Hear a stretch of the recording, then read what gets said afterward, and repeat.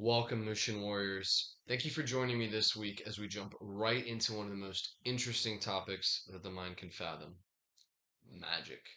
So, magic is found in the essence of everything, right? In the nature around us and how plants and trees grow, to how people communicate with each other, how we smell and taste, our capacity for love. All of this is magic. So, take a second to think about this, right? How do you move your arm or your hand, your fingers, your body? How does any of this function? You know, what if you wanted to catch a ball? Do you need to look up the exact coordinates to be able to catch it in your hand? Of course not. That's not how it functions. Once we come to this realization, it's far easier to relate and to engage with magic in our lives. And then ultimately the question becomes, okay, so what separates out the experience of this magic that we can feel the difference between, So what separates the ordinary, mundane experience from the extraordinary or the magical? Well, let's take a look at it, you know? Magic is the exertion of free will. Then why doesn't it always feel magical when we act or when we make decisions? Why can it feel cloudy or confusing at times? Well, it's because of the state that we're in. So when our heart is at peace, that's when we're able to really resonate with our true selves and we're able to engage and act upon our free will.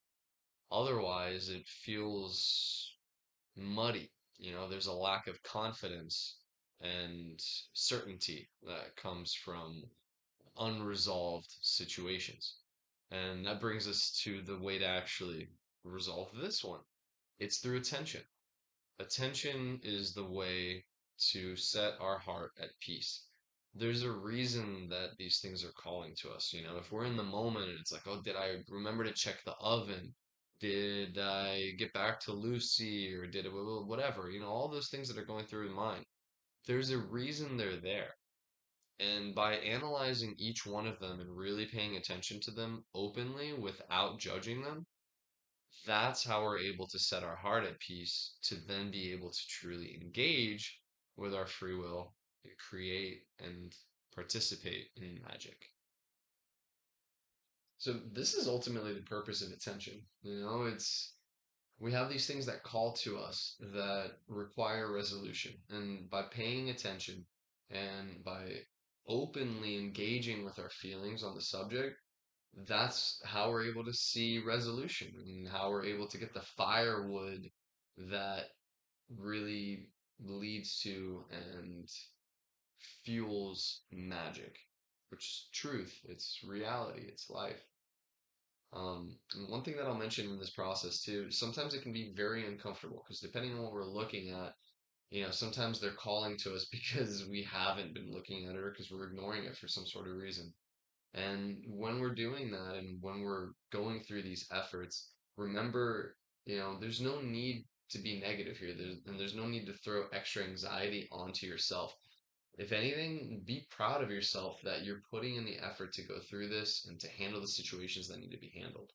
So let go of any kind of fear and anxiety. Look at it without being judgmental and know that you have the option to change. You have the option to take steps and act. You have no option to change what's already happened. Once our heart is at peace, we are liberated for full engagement. And something remarkable happens when we're fully engaged with presence. Try this out for yourself, and you may discover exactly what I'm talking about. This is Mushin.